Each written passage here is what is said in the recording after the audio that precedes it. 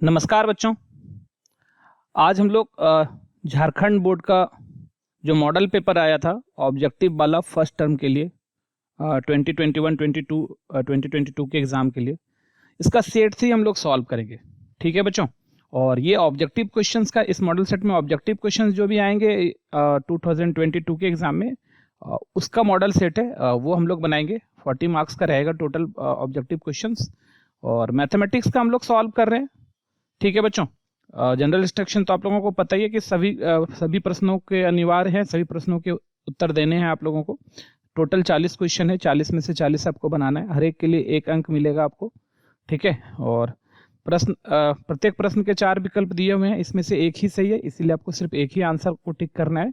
और गलत उत्तर के लिए कोई भी अंक नहीं काटे जाएंगे। तो इससे क्या हो गया कि हम लोग कोई भी क्वेश्चन छोड़ेंगे नहीं, क्योंकि नहीं भी आता है तो भी गेस करके हम लोग क्वेश्चन बना ही देंगे, क्योंकि कोई भी मार्क्स तो कटने वाला है नहीं। तो चलो बच्चों, सेट 3 हम लोग स्टार्ट करते हैं। देखो सेट 3 का जो पहला क्वेश्चन है हमारा वो क्या है। इन अ सेट ए, एक सेट ए दिया हुआ है और रिलेशन बोल रहे हैं x y such that x y belongs to A. और रिलेशन क्या है, x is greater than y, x y से बड़ा है। एक्स वाई से क्या है, बड़ा है। ठीक है बच्चों, एक्स वाई से बड़ा है। तो ध्यान देना, एक्स वाई से बड़ा है तो क्योंकि हमारा ए में क्या है, हमारा देखो ध्यान से, ए में क्या है, हमारे पास 4 एलिमेंट है, 1 3 5 7। तो सबसे पहले एक्स ना हमको रिफ्लेक्सिव अगर चेक करना है, रिफ्लेक्सिव अगर चेक करना है तो रिफ्लेक्सिव के लिए क्या होना चाहिए। अगर ए में हमारा 1 3 5 5 है तो रिफ्लेक्सिव के लिए 1 1 रिलेशन में होना चाहिए, 3 3 रिलेशन में होना चाहिए, 5 5 रिलेशन में होना चाहिए और 7 7 रिलेशन में होना चाहिए। और यहाँ पर रिलेशन देखो क्या है, अगर रिलेशन को ध्यान से देखोगे तो रिलेशन है x is greater than y, तब एक्स वाई रिलेशन में है। ठीक है, मतलब अगर पहला वाला एलिमेंट दूसरे वाले से बड़ा है तब रिलेशन में आएगा। तो यहाँ पर तो देखो 1 1, पहला 1 दूसरे 1 से बड़ा नहीं है, बराबर है। 3 3 बराबर है, बड़ा तो है नहीं। 5 5 बराबर है, पहला 5 दूसरे 5 से तो बड़ा होता नहीं है। 7 7 भी बराबर है। तो यहाँ पर रिफ्लेक्सिव में ये चारों होता तो हम लोग रिफ्लेक्सिव कहते हैं। इसका मतलब ये रिफ्लेक्सिव नहीं है हमारा, तो ये रिफ्लेक्सिव नहीं है हमारा। ठीक है, सिमेट्रिक पर आ जाओ। अच्छा, अब साफ दिख रहा है कि अगर बड़ा है तो जैसे कि मान लो 3 1 मेरा सिमेट्रिक का अगर बात करें, सिमेट्रिक का बात कर ले हम लोग, तो 3 1 अगर हमारा 3 बड़ा है 1 से, इसका मतलब क्या हो गया कि 3 1 तो रिलेशन में है, लेकिन क्या 1 बड़ा होगा 3 से, तो ये बड़ा नहीं है। इसका मतलब 1 3 जो हमारा है वो रिलेशन में नहीं है, तो ये सिमेट्रिक भी नहीं होगा। ठीक है बच्चों, ये सिमेट्रिक भी नहीं होगा, तो हमारा सिमेट्रिक भी आंसर नहीं है। ट्रांजिटिव की बात करो तो बहुत सिंपल बात है। मान लो 5 बड़ा है 3 से और 3 बड़ा है 1 से, तो 5 हमेशा ही 1 से बड़ा होगा। ठीक है, इसका मतलब 5 3 रिलेशन में है, 3 1 रिलेशन में, तो 5 1 भी रिलेशन में है। इसका मतलब अगर x y से बड़ा है, y अगर z से बड़ा है, तो x हमेशा ही z से बड़ा होगा। ठीक है, x हमेशा ही z से बड़ा होगा, मतलब x y रिलेशन में है, y z रिलेशन में, तो x z भी हमारा रिलेशन में है, मतलब ये ट्रांजिटिव है। ट्रांजिटिव है, तुम्हारा आंसर जो ऑप्शन सी है हमारा ट्रांजिटिव, पहले क्वेश्चन का। ठीक है बच्चों, चलो नेक्स्ट क्वेश्चन पर चलते हैं। क्वेश्चन नंबर 2 देखो क्या बोल रहा है। ए बी सी ए है हमारा और रिलेशन दिया हुआ है, क्या क्या दिया हुआ है, ए है। अब देखो रिफ्लेक्सिव के लिए अपने को क्या चेक करना था, ए होना चाहिए था, बी बी होना चाहिए था, सी सी होना चाहिए था। ए है, बी बी कहीं है ही नहीं, इसका मतलब रिफ्लेक्सिव नहीं है। सिमेट्रिक देखो तो ए बी है, बी ए कहीं है ही नहीं, तो सिमेट्रिक भी नहीं है। ट्रांजिटिव देख लो, ए है, ए से शुरू होने वाला, ए बी है, तो फिर ए बी है हमारे पास। ए है, ए सी है हमारे पास, तो ए और ए से शुरू होने वाला ए सी, तो हमारे पास देखो ए सी भी है हमारे पास। ठीक है, तो अभी तक तो ठीक है। फिर ए से शुरू होने वाला कोई नहीं, ए बी, बी से शुरू होने वाला बी सी, तो ए बी है, बी सी है, तो ए सी होना चाहिए था। हाँ, ए सी भी है हमारे पास, देखो ए सी भी है हमारे पास। ठीक है, तो ये भी ठीक है। और फिर देखो और तो बी से शुरू होने वाला कोई नहीं है। ए सी है, सी से शुरू होने वाला कोई नहीं, बी सी है, सी से शुरू होने वाला कोई नहीं। तो यहाँ से साफ पता चला क्या कि अगर हमारे पास ए बी अगर है हमारा रिलेशन में और साथ में अगर हमारा बी सी भी रिलेशन में है, तो इसका मतलब हमारा ए सी भी रिलेशन में है। अगर ऐसा होता है तो हम ऐसे रिलेशन को क्या बोलते हैं, ट्रांजिटिव बोलते हैं। तो यहाँ पर हमारा ट्रांजिटिव रिलेशन हमारा सही आंसर हो जाएगा, ऑप्शन सी है ना, क्योंकि इसको फॉलो कर गया। ए बी है, बी सी है, तो ए सी भी है ना। ए है, ए बी है, तो ए बी है। ए है, ए सी है, तो ए सी है।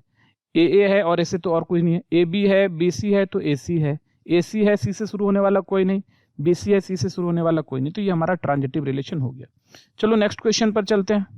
क्वेश्चन नंबर 3 देखो क्या कह रहा है कि the relation are in a set A of all books in a library of a college. एक कॉलेज के लाइब्रेरी में जितना बुक है उसका सेट है आर। सेट है ए, है ना, उसमें एक रिलेशन है आर, और रिलेशन कैसे डिफाइंड है कि एक्स वाई दो बुक है, have same number of pages, दोनों में अगर सेम पेजेस है, दो बुक है और दोनों में सेम पेजेस है तो वो रिलेशन में है। तो रिफ्लेक्सिव चेक करो, कोई भी एक बुक, हर एक बुक, मान लो एक बुक एक्स है और एक बुक एक्स है, तो इसमें जितना पेज होगा इसमें भी उतना ही पेज होगा, मतलब एक्स एक्स से रिलेट कर गया क्योंकि दोनों का पेज बराबर है, तो रिफ्लेक्सिव तो हो गया हमारा। ठीक है, सिमेट्रिक का बात करो, अगर एक्स रिलेट कर रहा है वाई से, इसका मतलब एक्स में जितना पेज है वाई में भी उतना ही पेज है, इसका मतलब वाई में जितना पेज है एक्स में भी उतना ही पेज होगा। ठीक है, तो वाई एक्स भी रिलेट कर जाएगा, तो सिमेट्रिक भी हो गया। ठीक है, अब देखो एक्स रिलेट कर रहा है वाई से, मतलब एक्स और वाई का पेज बराबर है, वाई रिलेट कर रहा है जेड से, तो इसका मतलब वाई और जेड का पेज बराबर है, तो जब एक्स और वाई का पेज बराबर, वाई और जेड का पेज बराबर, तो एक्स और जेड का भी पेज बराबर होगा, मतलब एक्स रिलेट करेगा जेड से, है ना। तो एक्स वाई रिलेट किया, वाई जेड रिलेट किया, तो एक्स जेड भी रिलेट कर गया, मतलब मेरा आंसर जो है वो इक्विवेलेंस रिलेशन है। अब तुम यहाँ पर देखोगे क्या हमारा रिफ्लेक्सिव भी बोल दिया, रिफ्लेक्सिव सिमेट्रिक भी बोल दिया, तो हमारा जो एक्यूरेट आंसर होगा, सिर्फ रिफ्लेक्सिव बोलने का मतलब सिर्फ रिफ्लेक्सिव हो जाएगा, रिफ्लेक्सिव सिमेट्रिक बोलने का मतलब सिर्फ रिफ्लेक्सिव सिमेट्रिक हो जाएगा, इक्विवेलेंस बोल देंगे तो सारा हो गया, है ना। रिफ्लेक्सिव बोलने से इक्विवेलेंस नहीं होता है, रिफ्लेक्सिव सिमेट्रिक बोलने से इक्विवेलेंस नहीं होता है, इक्विवेलेंस बोल दिया तो ये हमारा सही आंसर है। ऐसा कंफ्यूज होकर नहीं कि बस रिफ्लेक्सिव में मार दिए या फिर रिफ्लेक्सिव सिमेट्रिक में मार दिए, ध्यान देना इसका। ठीक है, ये क्वेश्चन नंबर 3 था। चलो नेक्स्ट क्वेश्चन पर चलते हैं हम लोग। क्वेश्चन नंबर 4, अब बहुत सिंपल है, क्या दिया हुआ है हमारा फंक्शन एफ आर से आर में, और एफ एक्स क्या है तुम्हारे पास, देखो एफ एक्स जो हमारा है वो है कॉस एक्स, ठीक है, और जी भी आर से आर में, तो जी एक्स क्या है हमारा एक्स स्क्वायर है, जी एक्स क्या है हमारा एक्स स्क्वायर है। हमको निकालना एफ ओ जी एक्स, तो एफ ओ जी एक्स को क्या लिखेंगे, एफ जी एक्स लिखेंगे, ठीक है, और एफ और जी एक्स क्या है तुम्हारा एक्स स्क्वायर है। तो ये एफ इनपुट क्या होता है, एफ इनपुट देखो, एफ इनपुट क्या है, कॉस इनपुट, कॉस इनपुट, तो कॉस और इनपुट क्या हो गया एक्स स्क्वायर हो गया, कॉस और इनपुट क्या हो गया एक्स स्क्वायर हो गया, कॉस एक्स स्क्वायर, तो cos x square option C हमारा सही आंसर है। ठीक है बच्चों, चलो नेक्स्ट क्वेश्चन पर चलते हैं। क्वेश्चन नंबर 5 क्या बोल रहा है, फंक्शन n से n, और एफ एक्स कैसा है, नेचुरल नंबर से नेचुरल नंबर में, एफ एक्स क्या है 3x + 4, तो जब भी नेचुरल की बात आए ना, तो ना आपको ऐसा वाला डायग्राम जिसको बोलते हैं, है ना, ये डायग्राम बना लेना है। ठीक है, ये भी नेचुरल नंबर, ये भी नेचुरल नंबर, यहाँ से डाल दो 1 2 3 4 5 6 7 8, चलते रहेगा ये, इधर भी 1 2 3 4 5 6 7 8, ये भी चलते रहेगा। और ये जो फंक्शन है तुम्हारा F x equal to 3x + 4 है, x का वैल्यू 1 डालेंगे यहाँ पर, तो 3 1 जा 3 4 7, तो 1 का कहाँ चला आया हमारा 7, 2 का कहाँ आ जाएगा 8, उसी तरफ 3 का 9, 4 का 10, ऐसा चलते जाएगा। तो ठीक है 1 1 तो हो गया, क्योंकि इधर का हर एक एलिमेंट का एक एक इमेज बन रहा है, तो 1 1 तो हो जाएगा हमारा।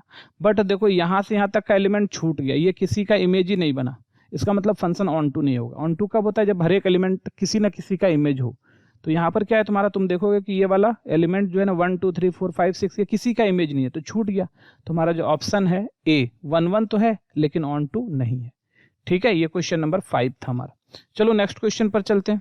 क्वेश्चन नंबर 6, देखो क्या है तुम्हारे पास, एफ एक्स क्या है 2y + 7, हमको एफ इनवर्स एक्स निकालना है, क्या होगा। तो देखो एफ एक्स क्या है तुम्हारे पास 2x + 7 है, तो एफ एक्स को y बोलते हैं, तो y = 2x + 7 आ गया, तो y - 7 = 2x आ गया। ठीक है, और x = क्या आ रहा है तुम्हारा y - 7/2। अब x y को आपस में क्या करो, इंटरचेंज कर दो, बदल दो, x को y बना दो, y को x लिख दो, x - 7/2। इसका मतलब ये जो है ना तुम्हारा y को f इनवर्स x हम लोग बोलते हैं, तो f इनवर्स x = x - 7/2 हो गया। तो हमारा आंसर जो है वो D है, आंसर हमारा जो है वो D है। ठीक है बच्चों, चलो नेक्स्ट क्वेश्चन पर चलते हैं। क्वेश्चन नंबर 7 क्या कह रहा है कि tan इनवर्स -1 किसके बराबर है। तो देख लो सिंपल बात है, tan इनवर्स -1 को हम लोग क्या लिख सकते हैं, -tan इनवर्स 1 लिख सकते हैं, है कि नहीं। ये हो गया माइनस, और tan इनवर्स 1, tan में 1 किसका वैल्यू होता है π/4 का, तो -π/4 हमारा ऑप्शन जो है बी सही आंसर है। ठीक है बच्चों, चलो नेक्स्ट क्वेश्चन चलते हैं हम लोग। क्वेश्चन नंबर 8 देखो क्या है, कॉस और साइन इनवर्स ए कॉस इनवर्स ए, तो साइन इनवर्स ए कॉस इनवर्स ए क्या हो जाएगा, ये तो हो गया π/2, इसका मतलब हो गया cos π/2, और cos 0 क्या होता है 1 होता है, और cos π/2 0 होता है, तो ऑप्शन सी हमारा सही ऑप्शन है, ऑप्शन सी हमारा सही आंसर है। ठीक है बच्चों, ये 8 का ऑप्शन सी। चलो नेक्स्ट क्वेश्चन पर चलते हैं हम लोग। क्वेश्चन नंबर 9, यहाँ देखो क्या कह रहा है हमारा, क्या है तुम्हारा साइन π/3 और माइनस, क्या है तुम्हारा π/3 और माइनस, ये क्या है तुम्हारा साइन इनवर्स -1/2 है। साइन इनवर्स -1/2 को हम लोग क्या कर सकते हैं, साइन इनवर्स 1/2 कर सकते हैं, ऐसा आ गया। तो यहाँ से आया तुम्हारा साइन π/3 माइनस माइनस प्लस, और साइन इनवर्स 1/2, 1/2 साइन में किसका होता है 30 डिग्री का, मतलब π/6। तो ये 60 डिग्री, ये 30 डिग्री, ये 90 डिग्री हो गया, तो साइन π/2 हो गया। और साइन π/2 का वैल्यू क्या होता है 1 होता है। साइन π/2 का वैल्यू क्या होता है 1 होता है। ठीक है बच्चों, ऑप्शन डी जो हमारा है वो सही आंसर है। ऑप्शन डी जो हमारा है वो सही आंसर है। ठीक है, चलो नेक्स्ट क्वेश्चन पर चलते हैं। क्वेश्चन नंबर 10, ये क्या कह रहा है साइन इनवर्स एक्स। ये थोड़ा सा क्वेश्चन में मिस्टेक हो गया है। ठीक है, एक्चुअली यहाँ पर होना चाहिए था x equal to tan inverse -3। ठीक है, -√3, तो इसको लिखते हैं टेन इनवर्स √3। और ये जो तुम्हारा टेन इनवर्स √3 होता है, ये टेन इनवर्स √3 जो होता है ये 60 डिग्री का वैल्यू होता है, मतलब π/3 का। तो ये हो गया π/3, तो हमारा आंसर हो जाएगा -π/3। ऑप्शन बी हमारा सही है। ठीक है, थोड़ा सा क्वेश्चन में मिसप्रिंट है। ठीक है, आप लोग इसको देख लेना ध्यान से जरा। चलो ठीक है, नेक्स्ट क्वेश्चन पर चलते हैं। क्वेश्चन नंबर 11, ये तो बहुत ही आसान सा क्वेश्चन है तुम्हारा। एक्स और वाई दिया हुआ है तुम्हारे पास, तो सिंपल बात है, ये वाला चीज किसके बराबर हो जाएगा 5 के बराबर होगा। तो एक्स प्लस वाई जो है वो 5 के बराबर है। ये 2 तो 2 के बराबर सही है, ये 5 भी 5 के बराबर सही है, और ये वाला एक्स माइनस वाई जो होगा ये -1 के बराबर हो जाएगा। तो x minus y equal to क्या आ रहा है -1।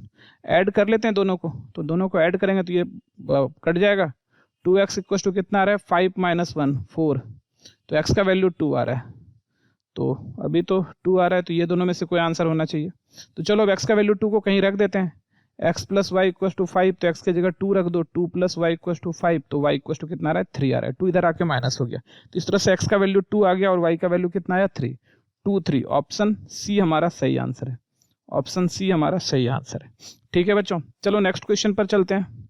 क्वेश्चन 11, ये तो बहुत आसान सा बोल रहा है। a इक्वल टू -1 2 3 दिया, ऑर्डर बोल रहा है, तो साफ दिख रहा है इसमें एक रो है और 3 कॉलम है। एक रो, बस यही एक रो है और 3 कॉलम, 1 2 3 कॉलम है, तो 1 रो 3 कॉलम। ऑप्शन ए हमारा सही है। चलो नेक्स्ट क्वेश्चन पर चलते हैं। क्वेश्चन 12 बोल रहा है a इक्वल टू इतना, तो a स्क्वायर क्या होगा। तो a स्क्वायर का मतलब होता है a इंटू ए। ए को a से मल्टीप्लाई करेंगे, a स्क्वायर हो जाएगा 0 1 1 0 और 0 1 1 0 ऐसा। तो मल्टीप्लाई कर लो यहाँ से, फर्स्ट रो फर्स्ट कॉलम 0 गुना 0 क्या आ रहा है 0 आ गया, प्लस 1 इंटू 1 1 आ गया।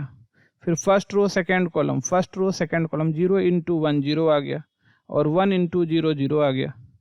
फिर second row first column 1 into 0 0 आ गया, 0 इंटू 1 0 आ गया। फिर second row second column 1 into 1 1 आ गया, और 0 इंटू 0 0 आ गया। तो ये क्या रहा है तुम्हारा 1001, ऑप्शन 1001। ऑप्शन बी हमारा सही आंसर है। ठीक है बच्चों, 13 का ऑप्शन बी हमारा सही आंसर है। चलो नेक्स्ट क्वेश्चन पर चलते हैं। 13 के बाद 14 नंबर देखो क्या कह रहा है। ए कोई एक मैट्रिक्स है, तो के ए डैश, ये तो प्रॉपर्टी ऑफ मैट्रिक्स है। के ए डैश क्या होता है, के बाहर ए डैश, मतलब के तुम्हारा जो स्केलर है उसको बाहर ले लो, ए का डैश। तो यहाँ पर ऑप्शन डी जो हमारा है वो सही आंसर है। चलो नेक्स्ट क्वेश्चन पर चलते हैं। Question 15, a plus A dash. ठीक है बच्चों, ध्यान देना, a प्लस ए डैश हमेशा जो होता है वो सिमेट्रिक मैट्रिक्स होता है। ऐसा इसलिए होता है कि कोई भी स्क्वायर मैट्रिक्स है, तो अगर हम a प्लस ए डैश का डैश कर लें तो ये आ जाएगा a dash plus A dash का डैश। तो यहाँ से आ जाएगा a डैश और प्लस ए डैश का डैश, a इसको फिर पलट के लिख सकते हैं a प्लस ए डैश। तो a प्लस ए डैश का डैश बराबर a डैश आ गया, तो ये सिमेट्रिक मैट्रिक्स हो गया। तो हमारा ऑप्शन बी सही है ना, सममित आव्यूह। और यही अगर यहाँ पर माइनस होता ना तो स्क्यू सिमेट्रिक हो जाता। अगर यहाँ पर माइनस होता, ये a प्लस ए डैश की जगह यहाँ पर अगर माइनस होता, यहाँ पर अगर माइनस होता तो ये स्क्यू सिमेट्रिक हो जाता। तो ध्यान देना, a प्लस ए डैश ना सिमेट्रिक होता है, a माइनस ए डैश जो है ना स्क्यू सिमेट्रिक होता है। चलो नेक्स्ट क्वेश्चन पर चलते हैं। 16 बोल रहा है a इतना है तो 2a कितना होगा। ठीक है, 2a कितना होगा। ध्यान देना कि कभी भी जो है तो होता है, अगर ka का डिटर्मिनेंट है तो ये k का पावर na हो जाता है, मतलब जितने ऑर्डर का मैट्रिक्स होता है k का पावर उतना ही बाहर आ जाता है। ठीक है, ये याद रखना k का। तो यहाँ पर 2 है और कितने का मैट्रिक्स है 2/2 का है, तो 2 बार 2 बाहर होगा, तो 2a क्योंकि 2 का है तो 2 का पावर 2 और डिटर्मिनेंट है, मतलब 4 डिटर्मिनेंट हो जाएगा। ठीक है, जितना ऑर्डर का मैट्रिक्स उतना हो जाएगा इस स्केलर का पावर। तो 4 डिटर्मिनेंट है, ऑप्शन सी हमारा सही आंसर है। ठीक है, चलो नेक्स्ट क्वेश्चन पर चलते हैं। क्वेश्चन 17, ये तो बहुत आसान है, इसको सॉल्व कर लेते हैं हम लोग यहाँ से। इसको इससे 2 × 1 2 minus 4 into 5 20 equals to 2x into x 2x square minus 4 into 6 24। तो क्या आ रहा है तुम्हारा यहाँ से देखो minus 18 equals to 2x square minus 24। इधर लेके आ जाओ तो minus 18 plus 24 equals to 2x square. और देखो यहाँ से क्या आ रहा है तुम्हारा 6 इक्वस टू 2x स्क्वायर। तो 2 से काट के यहाँ 3 आ गया तो x का वैल्यू आ गया प्लस माइनस रूट 3। x का वैल्यू कितना आ गया प्लस माइनस रूट 3। तो हमारा जो ऑप्शन है वो सी हमारा सही आंसर है। ठीक है बच्चों, ये था 17। चलो नेक्स्ट क्वेश्चन पर चलते हैं 18 पर। ये तो अभी हम लोग तुरंत किए हैं। के ए क्या होता है देखो n बाय n का है तो के ए क्या हो जाएगा तुम्हारा k का पावर n बाहर ले लो डिटर्मिनेंट a आ जाएगा। k का पावर n डिटर्मिनेंट a तो ऑप्शन ए हमारा, यही पिछला क्वेश्चन था हमारा, डिटर्मिनेंट जो है हमारा इसका वैल्यू हो जाएगा k का पावर n डिटर्मिनेंट a। ठीक है, ये भी हम लोग पीछे भी बात किए थे। चलो नेक्स्ट क्वेश्चन पर चलते हैं 19। कहता है एरिया ऑफ ट्रायंगल उस वर्टिसेस, ट्रायंगल का एरिया दिया हुआ उसका वर्टिसेस निकालना है जिसका वर्टिसेस दिया हुआ है।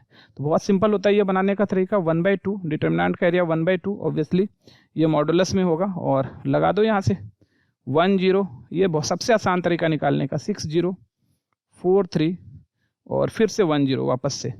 3 वर्टिसेस है तो पहला वर्टिसेस लिखें फिर दूसरा लिखें फिर तीसरा लिखें वापस से पहला। अब देखो इसको क्या आ जाएगा 1/2 तो यहाँ कर लो और ये मॉडुलस ले लेते हैं हम। ठीक है, यहाँ से 0 माइनस 0 तो 0 माइनस 0 प्लस 6 तिया 18 माइनस 0 तो यहाँ से 18 माइनस 0 प्लस यहाँ से देखो 0 माइनस 3 4 इंटू 0 0 और माइनस 3 ऐसा आ गया। तो यहाँ से क्या आ गया 1/2 और मॉडुलस 18 माइनस 3 15 तो 15 आ रहा है। 1/2 इंटू 15 1/2 इंटू 15 ये आ रहा है 7.5। ये कितना आया 7.5 स्क्वायर यूनिट। तो ऑप्शन ए जो हमारा है वो सही आंसर है। ठीक है बच्चों, ऑप्शन ए हमारा सही आंसर है। चलो नेक्स्ट क्वेश्चन पर चलते हैं। क्वेश्चन नंबर 20 कह रहा है क्या कि एक डिटर्मिनेंट दिया हुआ है। तो ये तो हम लोग प्रॉपर्टी पढ़े हैं, उसका कोफैक्टर है aij और उसका जो एलिमेंट है aij है और कोफैक्टर कैपिटल aij है। तो इसका जो डिटर्मिनेंट का वैल्यू होता है ना, जिस रो कोई भी रो उठा लो, ये रो उठाओ तो इस रो का एलिमेंट गुना इसका कोफैक्टर का ऐड करना है। तो चेक करो पहले तो देखो यहाँ पे 1 1 3 1 ये बराबर नहीं है, भूल जाओ। और 2 3 ये 3 2 बराबर नहीं तो इसको भूल ही जाओ। यहाँ पर भी देखो ये a11 ये तो ठीक है, a11 a11 ठीक है, a12 a21 यहाँ भी बराबर नहीं, दोनों बराबर होना चाहिए, ये भी नहीं होगा हमारा। a21 a1 ये भी बराबर नहीं होगा। अच्छा यहाँ देखो a11 a11 तो ये कौन सा, ध्यान दो ये वाला एलिमेंट हो गया a11 a11, a21 a21 ये वाला आ गया a21 a21 और फिर देखो a31 a31 ये वाला आ गया है ना। तो अगर इसको कॉलम ये जो तोड़ा गया है ये कॉलम 1 के रिस्पेक्ट में तोड़ोगे तो यही वाला चीज आ जाएगा। तो यही मेरा डिटर्मिनेंट का वैल्यू है, ऑप्शन डी हमारा सही है, याद रखना है ना। और बाकी ये सब का वैल्यू 0 हो जाएगा, ये सब का वैल्यू जो होगा वो 0 हो जाएगा। ठीक है, बस इसका जो वैल्यू होगा यही तुम्हारा डिटर्मिनेंट होगा, बाकी जो है वो सब 0 हो जाएगा। चलो ठीक है, ये 20 नंबर क्वेश्चन था। आगे बढ़ते हैं हम लोग 21st क्या कह रहा है, given function f x is continuous, बोल रहा है कंटिन्यूअस है एक्स इक्वल टू ए पर। तो सिंपल बात है, इसका लिमिटिंग वैल्यू और एफ ए का वैल्यू बराबर होगा। तो ये बोल रहा है बराबर नहीं है तो गलत बात है, डज नॉट एग्जिस्ट, ये भी गलत है। डज नॉट एग्जिस्ट नहीं करेगा तो फिर फंक्शन जो है ना कंटिन्यूअस ही नहीं होगा। तो ऑप्शन सी हमारा सही आंसर है कि limit x tends to a f x बराबर एफ ए हो जाएगा। ठीक है बच्चों, ये एफ एक्स बराबर एफ ए हो जाएगा, ये तुम्हारा कंटिन्यूअस होगा तो यही हमारा आंसर हो जाएगा। चलो नेक्स्ट क्वेश्चन पर चलते हैं 22 क्या कह रहा है कि what is the relation between इतना continuous so f is defined by this is continuous. बोलता है फंक्शन कंटिन्यूअस है तो साफ बात है इसका लेफ्ट हैंड लिमिट और राइट हैंड लिमिट और उस पॉइंट पर बराबर हो जाएगा। तो अगर ये कंटिन्यूअस है 3 पर तो क्या हो जाएगा, limit x tends to 3 minus f x और ये बराबर हो जाएगा limit x tends to 3 plus f x और ये बराबर हो जाएगा f3 के। ठीक है, ये बराबर हो जाएगा f3 के। तो देखो तो क्या हो गया, लिमिट x टेंड्स टू हम लोग करेंगे तो यहाँ से क्या आ रहा है तुम्हारा, this implies limit x tends to 3 minus 3 से छोटा के लिए हमारा जो फंक्शन है वो ऊपर वाला पहला फंक्शन है वो हो गया तुम्हारा ax plus 1 equal to limit x tends to 3 plus 3 से बड़ा के लिए जो हमारा फंक्शन है ये नीचे वाला है वो है तुम्हारा bx प्लस 3 और f3 3 के लिए भी ऊपर वाला ही फंक्शन है इक्वल टू के लिए। तो जहाँ x है वहाँ 3 डाल दो, a इंटू 3 प्लस 1। अब यहाँ पे डायरेक्ट 3 का वैल्यू पुट करो, a into 3 plus 1 equal to b, x के जगह यहाँ 3 डालेंगे, b into 3 plus 3 equal to 3a plus 1। तो तुम देखोगे फर्स्ट और लास्ट तो सेम ही है, 3a plus 1 equal to 3b plus 3, यही दो ले लेते हैं। तो अब देखो क्या आ जाएगा, ये तुम्हारा यहाँ से ले लो 3a minus 3b equals to 3 minus 1, और ये क्या आ रहा है 3 कॉमन ले लो, a minus b equals to 2, तो यहाँ से आ गया a minus b equals to 2/3, a minus b जो हमारा 2/3 है, तो a minus b 2/3, option C हमारा सही आंसर है। ठीक है बच्चों, ऑप्शन सी हमारा जो है वो सही आंसर है। ये रिलेशन जो है, संबंध जो होगा a और b के बीच में, a minus b equals to 2/3 हो जाएगा। चलो नेक्स्ट क्वेश्चन पर चलते हैं। 23, the greatest integer function, greatest integer function, ये ग्रेटेस्ट इंटीजर फंक्शन है ना, कहाँ से 0 से 3 तक। तो हम लोग को पता है कि ग्रेटेस्ट इंटीजर कभी भी, ग्रेटेस्ट इंटीजर फंक्शन जो है ना, किसी भी इंटीग्रल पॉइंट पर कंटिन्यूअस नहीं होता है। इंटीग्रल पॉइंट पर इसका जो है ना वैल्यू जो है ना टूट जाता है इंटीग्रल पॉइंट पर। तो ये ध्यान रखना कि इंटीग्रल वैल्यू के लिए ना इसका जो फंक्शन है वो डिसकंटिन्यूअस हो जाता है। ग्रेटेस्ट इंटीजर क्या होता है, ग्रेटेस्ट इंटीजर ऐसा होता है कि अगर 2 है तो वो क्या हो जाएगा, 2 हो जाएगा। 2.5 भी है तो भी क्या हो जाएगा, 2 हो जाएगा। 2.9 है तो भी क्या हो जाएगा, 2 हो जाएगा। नहीं समझे। और जैसे ही हम लोग 3 लेते हैं तो 3 पर वापस से 3 आ जाएगा। तो तुमको क्या दिखेगा कि 3 पर तो 3 आ रहा है, लेकिन 3 से जस्ट छोटा ले लो, 2.9 ले लो तो इस पर 2 आ रहा है। ठीक है, 3.1 ले लो तो इस पर भी 3 आ रहा है। तो तुम देखोगे कि लेफ्ट हैंड, इसका लेफ्ट हैंड लिमिट और राइट हैंड लिमिट कभी बराबर नहीं होता है, कब, इंटीग्रल पॉइंट पर। तो इसका मतलब ये जो ग्रेटेस्ट इंटीजर फंक्शन है ना, हमेशा इंटीग्रल पॉइंट पर ये डिसकंटिन्यूअस होता है। ठीक है, इंटीग्रल तो बोल रहा है कि 0 से 3 के बीच में कौन कौन सा इंटीजर आता है, 1 और 2। इसका मतलब 1 और 2 पर डिसकंटिन्यूअस होगा।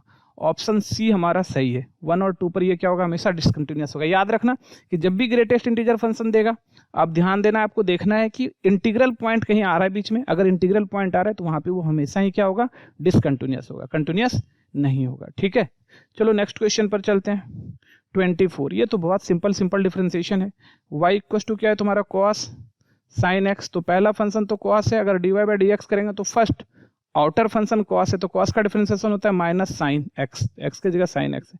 अंदर घुस जाओ, साइन का हो जाएगा cos x, तो minus sine x cos x, minus sine x cos x। Option C हमारा सही है। ठीक है, minus sine x cos x। ये था तुम्हारा 24। चलो नेक्स्ट क्वेश्चन पर चलते हैं। 25, देखो 2x equal to sine y दिया हुआ है, तो हमको dy/dx चाहिए। तो देखो यहाँ से 2x equal to sine y है, डिफरेंशिएशन कर लेते हैं x के रिस्पेक्ट में, तो 2 आ जाएगा। साइन का क्या आ गया, साइन का डिफरेंशिएशन cos y और dy/dx। तो यहाँ से क्या आ रहा तुम्हारा, dy/dx equal to 2/cos y। ठीक है, तो dy/dx इक्वल टू क्या हो गया, 2 cos ऊपर जाके क्या बन जाएगा, sec y, 2 ऊपर जाके क्या बन जाएगा, sec y। तो हमारा जो आंसर है 2 sec y, ऑप्शन डी हमारा सही है। ठीक है बच्चों, चलो नेक्स्ट क्वेश्चन पर चलते हैं। 26, देखो हमारा साइन y इक्वल टू दिया हुआ है साइन इनवर्स इतना, तो फिर dy/dx निकालना है। तो यहाँ पर तुमको क्या करना है, ध्यान दो कि पहले तो इनवर्स सॉल्व करना है। तो y इक्वल टू क्या है तुम्हारे पास, साइन इनवर्स 2x और root under 1 minus x square, put कर लो, x equal to sine theta. ठीक है, तो dx इक्वल टू क्या आ गया तुम्हारा, ये dx की जरूरत ही नहीं है, x इक्वल टू क्या है तुम्हारा साइन थीटा। तो y इक्वल टू कितना आ जाएगा तुम्हारा, साइन इनवर्स 2x के जगह क्या है तुम्हारा साइन थीटा और root under 1 minus sine square theta.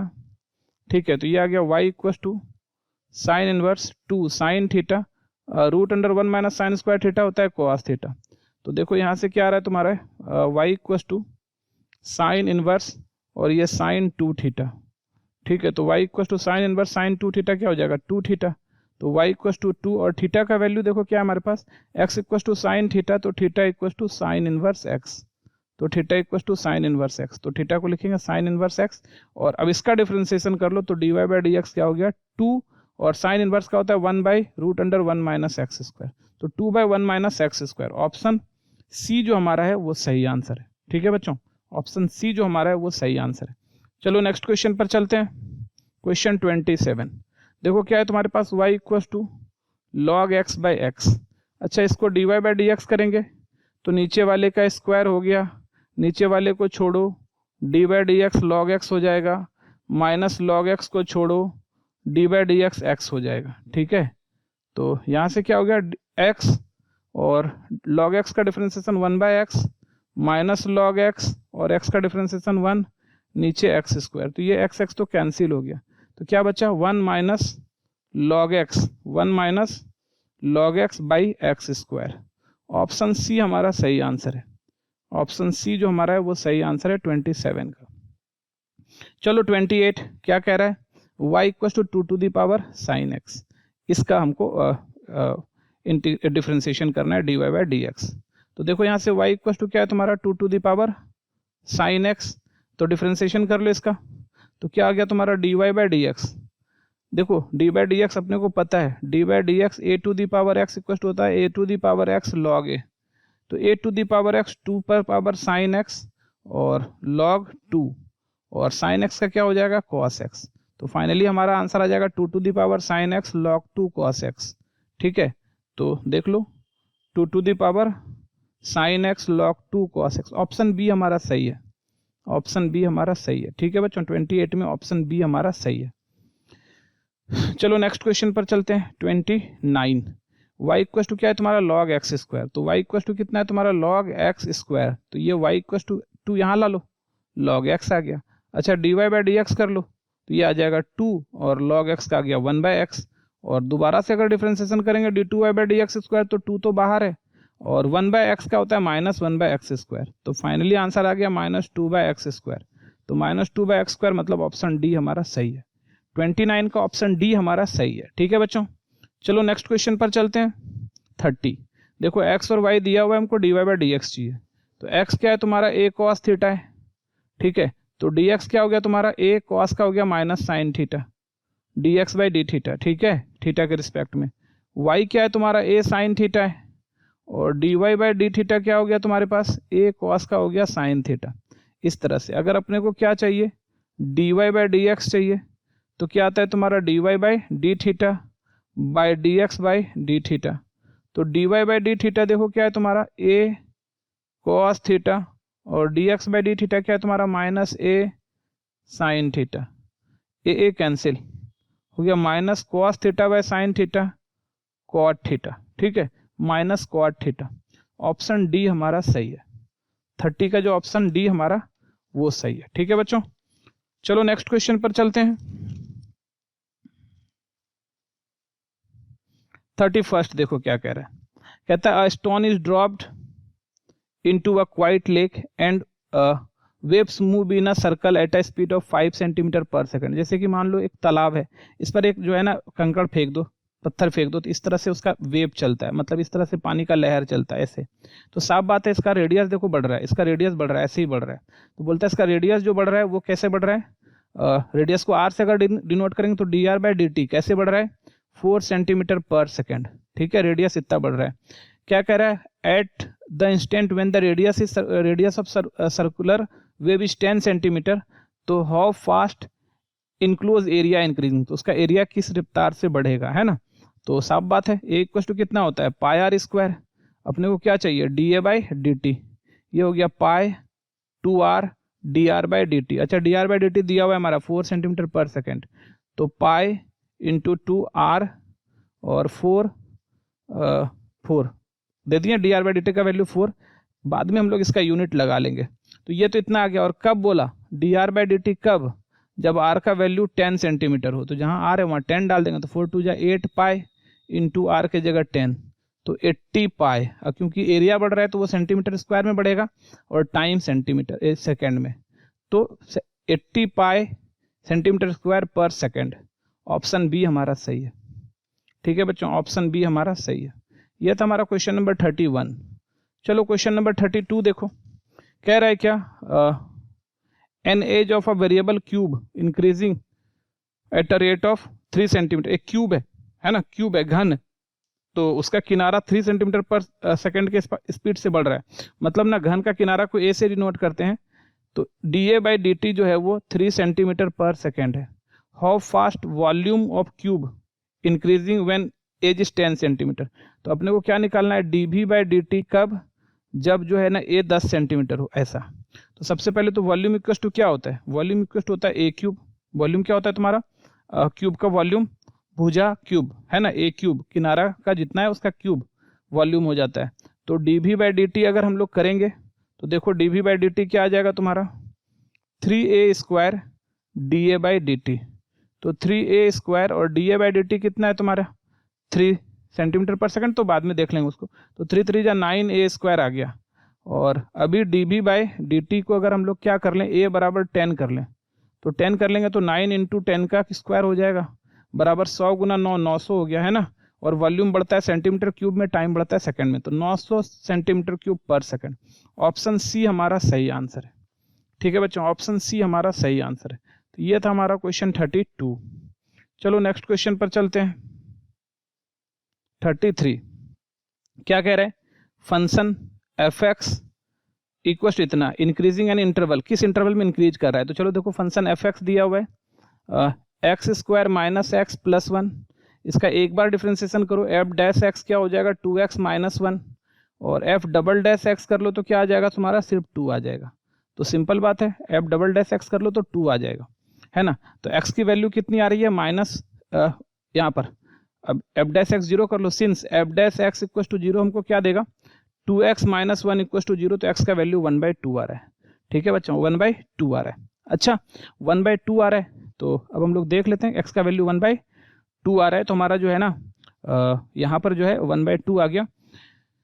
तो यहाँ पूरा का पूरा जो है ना हिस्सा 3 हिस्सों में बढ़ गया। एक तो हमारा 1/2 आ गया, ये 1/2 आ रहा है, कहाँ से कहाँ इंक्रीज कर रहा है, तो यहाँ पर 0 इंक्रीज कर रहा है। वैसे इसकी जरूरत अपने को है नहीं, बस यहीं पे निकाल लो, 1/2 आ गया।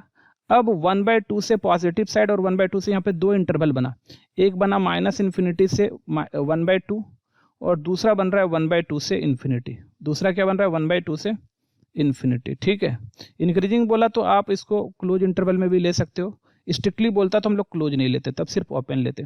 ठीक है, ऐसा आ गया 1/2 से इन्फिनिटी। तो अब थोड़ा सा देखो ध्यान से, यहाँ पर हम लोग क्या कर सकते हैं, इतना अब चेक करना है। फंक्शन हमारे पास क्या है, फंक्शन हमारे पास ऐसा है कि f dash x equal to क्या है तुम्हारा, चेक करना है कि किधर पॉजिटिव है किधर निगेटिव है। एफ डैश एक्स क्या है तुम्हारा 2x माइनस 1।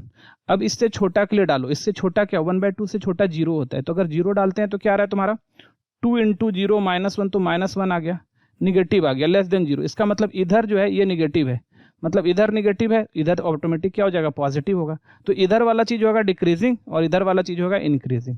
तो यहाँ पर अपने को क्या पूछ रहा है, यहाँ पर पूछ रहा है अपने को कि इंक्रीजिंग कब होगा। तो इंक्रीजिंग 1/2 से, ये तुम्हारा 1/2 से इधर इन्फिनिटी चलता है, इधर इन्फिनिटी, यहाँ पे माइनस इन्फिनिटी। तो 1/2 से इन्फिनिटी जो इधर वाला हिस्सा है इसमें इंक्रीजिंग होगा, और 1/2 से छोटा में क्या होगा, डिक्रीजिंग होगा। ठीक है, तो 1/2 से बड़ा यहाँ पर हमारा जो है वो क्या है, 1/2 से बड़ा यहाँ पर हमारा जो है वो इंक्रीजिंग है। 1/2 से इन्फिनिटी में क्या हमारा इंक्रीजिंग है। ठीक है बच्चों, ऑप्शन हमारा इसका जो हो जाएगा डी ऑप्शन हो जाएगा सही। ठीक है, तो 1/2 से इन्फिनिटी में इंक्रीजिंग फंक्शन है। ठीक है, इधर पॉजिटिव आ रहा है, इसी वजह से 1/2 से छोटा में डिक्रीजिंग होगा, 1/2 से छोटा में डिक्रीजिंग होगा, निगेटिव आ रहा है तो इधर निगेटिव इधर पॉजिटिव। ठीक है, चलो नेक्स्ट क्वेश्चन देखो, इसका ये डी ऑप्शन हो गया। नेक्स्ट क्वेश्चन देखो, यही सेम क्वेश्चन है, जो पिछला क्वेश्चन था वही सेम क्वेश्चन है। देखो सेम क्वेश्चन है ना, सेम क्वेश्चन है, यही क्वेश्चन यहाँ भी है, नेक्स्ट क्वेश्चन में भी सेम है। तो अगर हम लोग का यहाँ पर क्या बोला, डिक्रीजिंग कब होगा, तो यहीं पर हम लोग निकाल लिए डिक्रीजिंग कब हो रहा है। डिक्रीजिंग कब हो रहा है, देखो डिक्रीजिंग कब हो रहा है यहाँ पर 1/2 से छोटा, मतलब माइनस इन्फिनिटी से 1/2 में। तो डिक्रीजिंग कहाँ हो जाएगा हमारा, माइनस इन्फिनिटी से 1/2 में। ऑप्शन ए हमारा सही है 34 का। ठीक है बच्चों, तो दोनों एक ही क्वेश्चन था, इंक्रीजिंग डिक्रीजिंग निकालना। चलो नेक्स्ट क्वेश्चन चलते हैं हम लोग 35। The function f x equal to x plus cos x, इसकी क्या होगा, हम इसके बारे में बताना है। तो एफ डैश एक्स कर लो, एफ डैश एक्स क्या हो गया, एक्स का 1 आ गया, और कॉस एक्स का क्या आ गया तुम्हारा, माइनस साइन एक्स आ गया, माइनस साइन एक्स आ गया। अब सिंपल सा बात है, 1 माइनस साइन एक्स होता है -1 से 1। अब जब हम लोग यहाँ से करेंगे तो 1 माइनस माइनस प्लस, ये क्या हो जाएगा 2 आ जाएगा, और 1 माइनस 1 0, 0 से 2 आ रहा है। तो एफ डैश एक्स हमेशा पॉजिटिव है, तो ऑलवेज इंक्रीजिंग होगा। एफ डैश एक्स हमेशा पॉजिटिव है, तो ये हमेशा ऑलवेज इंक्रीजिंग होगा। ठीक है, ये हमेशा इंक्रीजिंग होगा, क्योंकि इसका जो आ रहा है 0 से 2 आ रहा है, इसका रेंज। 1 माइनस कॉस का डिफरेंशिएशन क्या होता है, माइनस साइन होता है, तो 1 माइनस माइनस प्लस, और 1 माइनस 1 0, तो 1 माइनस माइनस प्लस 1 2। ठीक है, तो एफ डैश एक्स हमेशा जो है तुम्हारा ये 0 से बड़ा है या 0 के बराबर है, तो ये इंक्रीजिंग फंक्शन हमेशा कहेंगे हमें। ठीक है बच्चों, ये 35 का हमेशा इंक्रीजिंग हो जाएगा। चलो 36 करते हैं। अभी बोल रहा है slope of tangent to the curve y, इसमें टेंजेंट का स्लोप चाहिए, तो टेंजेंट का स्लोप dy/dx होता है। तो y इक्वल टू अगर साइन x है तो dy/dx क्या हो जाएगा तुम्हारा, cos x हो जाएगा। और कहाँ पर बोला 0 0 पर, तो dy/dx टेंजेंट का स्लोप बोला 0 0 पर, तो यहाँ से हो गया तुम्हारा cos 0, और cos 0 की वैल्यू 1 होती है। तो ऑप्शन सी हमारा सही है। ठीक है बच्चों, cos 0 की वैल्यू 1 होती है, तो ऑप्शन सी हमारा सही है 36 का। चलो आगे चलते हैं 37। इक्वेशन ऑफ नॉर्मल बोल रहा है, इसका इक्वेशन ऑफ नॉर्मल निकालना है अपने को 2y इतना 1 1 पर। तो चलो नॉर्मल का इक्वेशन निकालना है, तो 2y इक्वल टू क्या है तुम्हारा 3 माइनस एक्स स्क्वायर है, तो 2 dy बाई डी एक्स क्या आ जाएगा तुम्हारा, 3 का तो 0 हो गया, माइनस 2x हो गया, तो dy by d x equal to कितना आ जाएगा माइनस 2x बाई 2, तो कट के कितना आ रहा है माइनस एक्स आ रहा है, तो ये dy बाई डी एक्स है। अब नॉर्मल का इक्वेशन अगर अपने को चाहिए तो क्या हो जाएगा, कहाँ पर चाहिए 1 1 पर, तो 1 1 पर, तो यहाँ पर देखो ऐसा हो जाता है कि dy बाई नॉर्मल का जो स्लोप होगा वो क्या आएगा तुम्हारा, ऐसा लिख सकते हैं हम लोग कि y माइनस y1 की जगह 1 और 1 by minus 1 by d y by d x किस पॉइंट पर 1 1 पर, और x माइनस x1 तो 1 ही हो जाएगा, तो y minus 1 equal to minus 1 by 1 1 यहाँ डालेंगे 1, तो यहाँ भी क्या आ जाएगा माइनस 1 आ जाएगा, और यहाँ आ गया x माइनस 1, तो y minus 1 equal to x minus 1। ठीक है, तो 1 1 तो कैंसिल हो गया यहाँ से हमारा, तो x minus y equal to 0। Option D हमारा सही है, 37 का ऑप्शन डी हमारा सही है। ठीक है बच्चों, तो ये तुम्हारा 37 था। चलो ठीक है आगे बढ़ते हैं। 38 नंबर क्वेश्चन देखो, slope of normal to the curve y equal to 3x square minus 12x at x equal to 1, normal का स्लोप, तो y क्या दिया हुआ है तुम्हारे पास 3x स्क्वायर माइनस 12x, तो dy बाई डी एक्स क्या हो जाएगा तुम्हारा 6x माइनस 12 हो जाएगा, और dy बाई डी एक्स किस पॉइंट पर x इक्वल टू 1 पर क्या हो जाएगा 6 into 1 minus 12 equal to minus 6। अब स्लोप नॉर्मल का स्लोप क्या होता है minus 1 by d y by d x, कहाँ पर x इक्वल टू 1 पर, तो माइनस 1 बाई माइनस 6, तो 1 1 कट के कितना आ जाएगा तुम्हारा, माइनस माइनस कट जाएगा तुम्हारा और कितना आ जाएगा 1 बाई 6, तो ऑप्शन सी जो हमारा है वो सही आंसर है 38 का। ठीक है बच्चों, चलो नेक्स्ट क्वेश्चन पर चलते हैं। 39 कहता है maximum value of the function f x equal to 2x।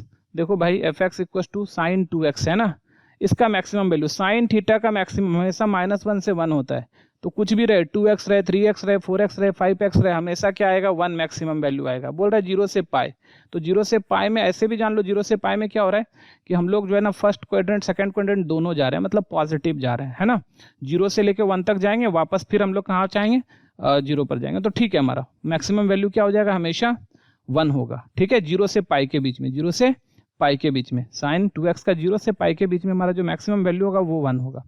ठीक है, क्योंकि पॉजिटिव वैल्यू तो आता है फर्स्ट और सेकंड दोनों ही क्वाड्रेंट में जो है ना पॉजिटिव वैल्यू आ जाएगा, लेकिन x के जगह जैसे ही हम लोग 0 से पाई डालेंगे ना, ऐसा जैसे ही डालेंगे साइन 0 से पाई, तो 2 इंटू 0 से पाई, तो ये इसको खाने को मिल जाएगा साइन 0 से 2 पाई। अब 0 से 2 पाई मतलब पूरा एक कंप्लीट चक्कर लग गया, इसका मतलब इसका वैल्यू पूरा माइनस 1 से 1 तक आ सकता है, और मैक्सिमम आएगा 1, मिनिमम आएगा माइनस 1, तो यहाँ पर मैक्सिमम का बात कर रहा है। ठीक है, तो इसका मतलब 1 हमारा इसका मैक्सिमम वैल्यू हो जाएगा, मिनिमम पूछता तो माइनस 1 होता। ठीक है बच्चों, ऐसे आप इसको बना सकते हो। 40 क्या बोल रहे हैं कि x is a real function minimum value of F x, इसका मिनिमम वैल्यू, तो जरूरी नहीं बच्चों कि बार बार जो है ना आप इसको जो है जो मैक्सिमम मिनिमा का ही कॉन्सेप्ट से बनाओ, आसान कॉन्सेप्ट से भी इसको आप बना सकते हो। ठीक है, आसान कॉन्सेप्ट से बना सकते हो, उससे टाइम बचता है। तो ये 17 है, साफ साफ दिख रहा है कि इसको परफेक्ट स्क्वायर से भी हम एक बना सकते हैं, तो उस तरह से बनाओ, वो डिफ्रेंसिएशन करने से ज़्यादा अच्छा है कि अगर डायरेक्ट बन रहा है तो ऐसे बना लो, तो तुम्हारा टाइम बहुत सारा बच जाएगा।